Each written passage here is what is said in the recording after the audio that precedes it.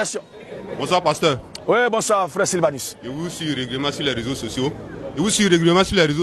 Oui. Et ce soir, j'ai une préoccupation.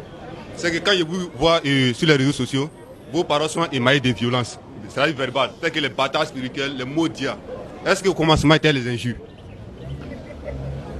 Sylvanus dit, il nous suit souvent sur les réseaux sociaux et la tasse, c'est un mot qui reviennent souvent, mot d'IA, bataille spirituelle. La question, est-ce qu'au commencement étaient les injures? Professeur Sylvanus, ce ne sont pas des injures. Et au commencement n'a jamais été injure. Et ce que j'ai dit, ce n'est pas aussi injure. Vous comprenez? Le mot bâtard, comme j'appartiens à ma génération, j'utilise le langage, l'expression, le dialecte de ma génération pour parler à tout le monde.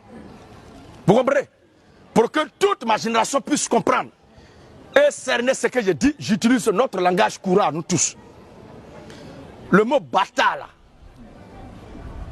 c'est quelque chose qui est illégitime. Quand on dit illégitime, mais illégitime là, combien de personnes comprennent ça? Or, les mots là, c'est de façon croissante. Vous comprenez? On utilise un reconnu, bâtard, illégitime. Ou, comme on aime le dire, qui n'est pas reconnu. Mais ça là, qui a le temps d'aller fouiller dans le dictionnaire comprendre? Or, quand tu dis batradé, même le plus grand intellectuel, le brillantissime de Côte d'Ivoire, il comprend. Et le brosseur du couloir de Gassa, il comprend aussi. Tu comprends, non? Donc, c'est une manière à amener tout le monde à comprendre ce que je dis. Sinon, dans la Bible, là, le mot bâtard est écrit. Hein? Lisons ça. Hébreux 12. Oui. Les versets 7 à 8. Vous endurez des peines. Vous endurez des peines. Comme discipline. Comme discipline. Et Dieu agit envers vous. Dieu agit envers vous. Comme envers des fils. Comme envers des fils. Car qui est le fils que le père ne discipline pas? Qui est le fils que le père ne discipline pas? Mais si vous êtes sans la discipline. Si vous êtes sans la discipline, la version d'Arbi, bien sûr. Si vous êtes sans la discipline à laquelle tous participent, à laquelle tous les enfants participent, alors vous êtes des bâtards. Vous êtes des bâtards. Et non des fils. Et non des fils.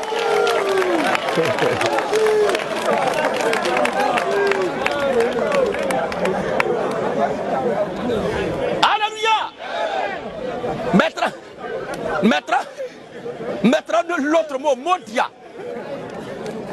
Modia, quand on dit c'est la modiadie, c'est pour dire les malhonnêtes. Vous comprenez? Ne voyez pas ça directement en malédiction. Modia, ça veut dire que tu es malhonnête. On dit ton modia. C'est quelque chose même qui n'a pas de sens, mais c'est adapté au langage ivoirien pour dire que c'est un malhonnête. Vous comprenez un peu, non? Voilà, c'est un faux type. Alors, le Seigneur Jésus-Christ lui-même a fait pire que ce que j'ai fait là. Regarde un peu ce que Jésus dit. Voilà. Hérode. Mais a commencé d'abord dans Matthieu, chapitre 13. Là, il l'a invité à manger d'abord.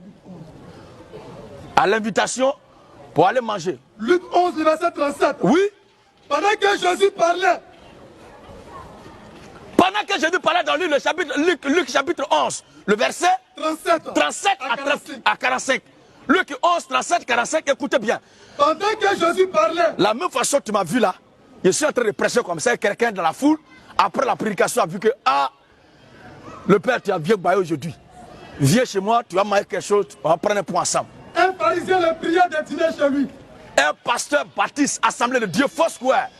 Un pasteur Branamis le priait de dîner chez lui. Et Jésus entra et s'est mis à table. Le pharisien vit avec étonnement. Jésus, quand il prêchait, les gens ne se posent pas souvent la question, mais quelle était la nature du discours de Jésus pour qu'à chaque fois qu'il finit de parler, il y a les jets de pierre, ça nous prend un caillou pour le lapider et pan à son boin.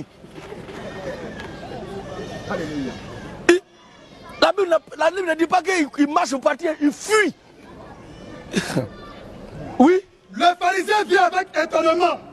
Le pharisien vit avec étonnement que Jésus ne s'était pas lavé la main avant le repas. Professeur Sylvanus, quand tu invites quelqu'un à manger, est-ce que c'est pas normal de déposer ça pour qu'il lave la main? Hein? Est-ce que c'est mauvais? Mais lui, on l'invite. Jésus, là, les gens l'invitent à manger et Le monsieur a vu avec étonnement que Jésus ne lavait la main avant le repas. Il lui donne l'eau simplement pour laver les mains, pour dire maître, lave les mains avant de manger. Ça là, regarde ce que ça va entraîner. Mais Jésus lui dit, vous pharisiens, il ne s'attaque pas à lui seul, mais c'est à toute sa communauté. Vous nettoyez le dehors de la coupe et du plat. Vous nettoyez le dehors de la coupe et du plat. Et à l'intérieur de vous. À l'intérieur de vous. Est plein de rapide et de méchanceté. Quelqu'un qui t'a invité à manger, est-ce qu'il est méchant? Parce qu'il a dit simplement lave les mains pour manger là. On dit qu'il est rempli de méchanceté. Son cœur est rempli de piquant et de méchanceté. Insensé. Imbécile. C'est pas ça? Insensé là, c'est pas ça? C'est pas un bête imbécile là?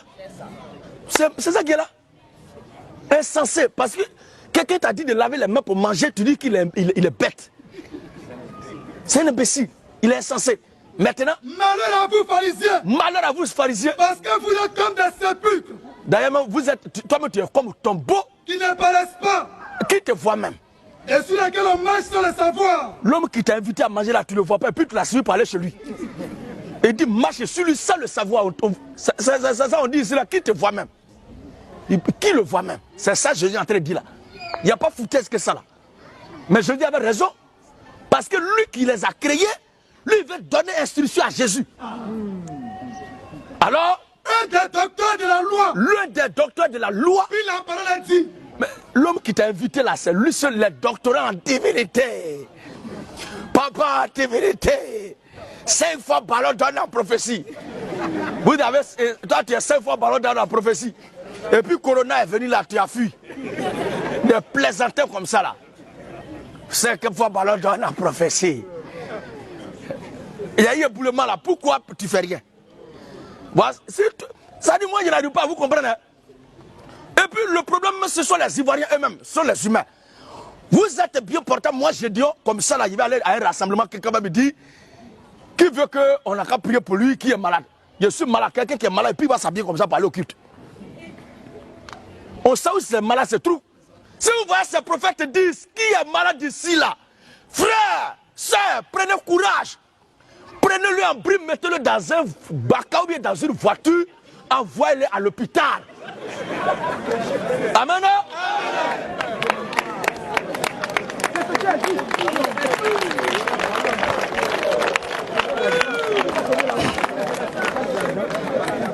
Les gens jouent avec votre gamme.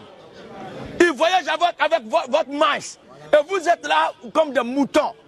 Et le pire même là, quand tu constates que ceux pour qui tu cries, eux-mêmes là, ils sont plus maudits que la maudialie elle-même. C'est ça qui fait mal. Vous voyez? Comment toi, tu sais très bien en Côte d'Ivoire, dans chaque pays, il y a un centre où on rassemble les malades. Vous avez une fois vu dans la Bible où Jésus, il prêchait, puis il a posé la question, qui est malade ici? Est-ce que le Seigneur une fois dit ça? Ou bien les serviteurs de Dieu, qui veut qu'on ait qu'à prier pour lui? C'est du connerie, ça ne se fait pas. Vous avez une fois vu les médecins là lancer appel pour dire, vous qui êtes malade, venez à l'hôpital. Vous avez une fois vu ça? C'est leur travail, si toi-même tu es malade, tu te rends là-bas. Alors s'il y a un pasteur ou un prophète, ou un soi-disant loin de Dieu, qui se rassemble à partir d'aujourd'hui, écoutez-moi, et je vais cette révolte dans toutes les communautés où il y a ces brigands déguisés en hommes de Dieu là. Dès qu'il dit qui est malade ici, qui veut que je prie pour lui, qui veut que je prophétise, prends-le et appelle les autres frères et soeurs de l'assemblée, les plus courageux. Pas dans toutes les assemblées, il y a les non. Alors prenez-le, mettez-le dans un baca, envoyez-le à Benjaville. Pour dire ici là, il faut, c'est gratuit. Alléluia. Papa.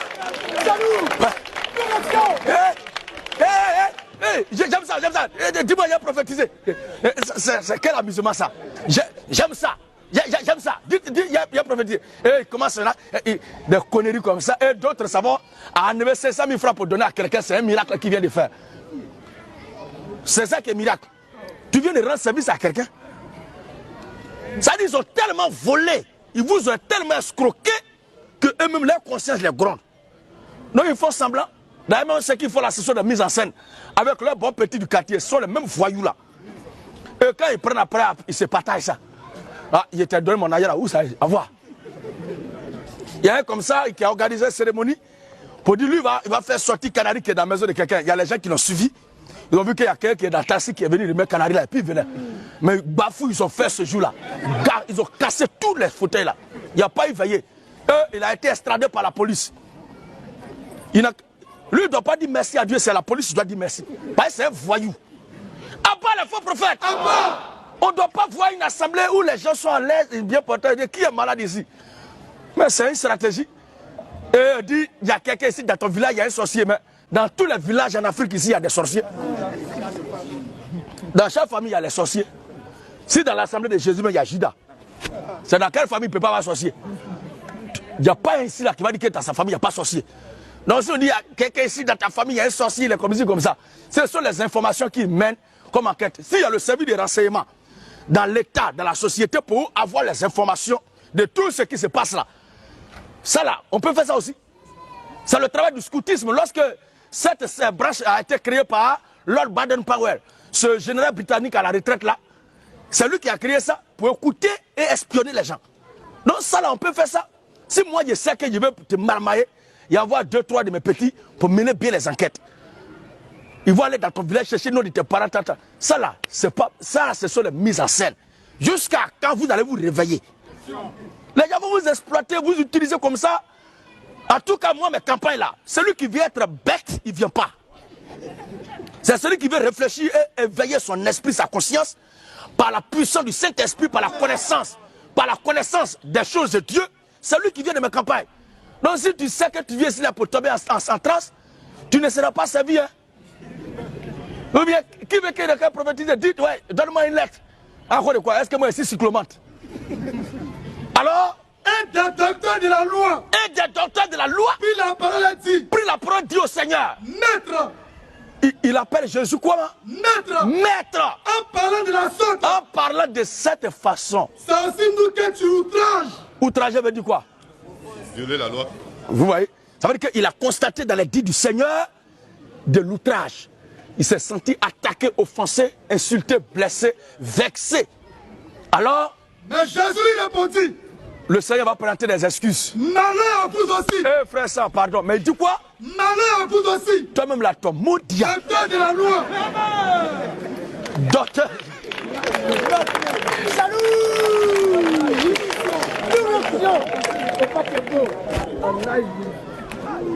Malheur à vous aussi, docteur de la loi. Voilà. Parce que vous chargez les hommes de fardeaux. Vous chargez les hommes de fardeaux. Difficile à porter. Difficile à porter. Et que vous ne cherchez pas vous-même. Et que vous ne cherchez pas vous-même. Et que vous ne touchez pas aussi l'un de vos. Vous ne chargez pas et vous ne touchez pas même avec le bout de votre doigt.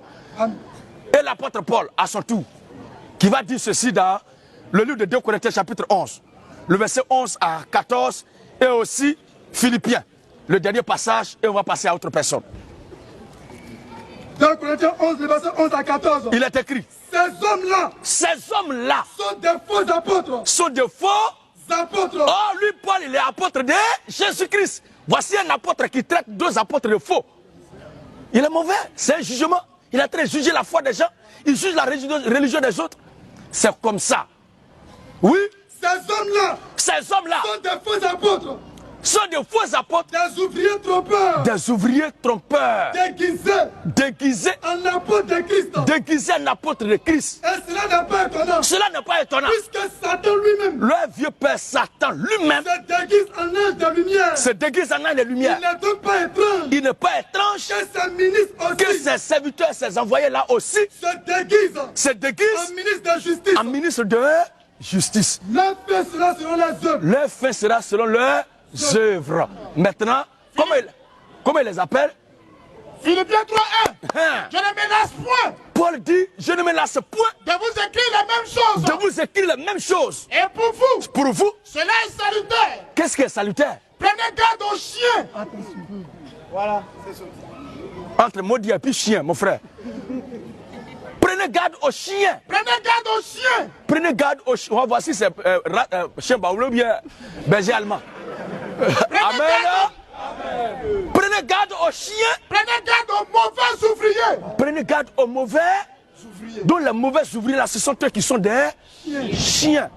Alors, professeur Sylvanus, entre chiens, entre tombeau blanchi, entre serpent, il faut choisir un dedans. Mettra Hérode lui-même. Voilà. Regardez comment il a été traité par le Seigneur. Très. Oui. Ce même jour. Il y a un jour, le Seigneur était en train de prêcher. Et regardez ce qui va se passer.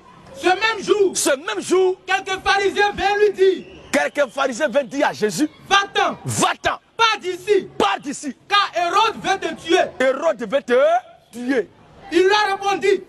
Jésus a dit, d'accord, il a compris, dites au roi que je m'en vais. Il lui a répondu. Jésus lui a répondu. Allez. Et dites à ce renard. Voici. Je chasse les démons. Et je fais des guérisons aujourd'hui. Je suis là. Et demain. Comment on appelle ça? Donc mon frère, c'est pas une chose, moi-même là c'est un sort que j'ai hérité de la Bible. Ça pour ne pas vous scandaliser que je ne dis pas tout. Je dis juste un peu. Sinon, si vous lire tout ce que le Seigneur a fait là, c'est pas bon. Hein? Selon notre compréhension humaine. Mais c'est bon pour nous les enfants de Dieu. Amen. Alors voici un peu la réponse à ta question. Alors, tous les pasteurs de ce quartier sont des bâtards spirituels.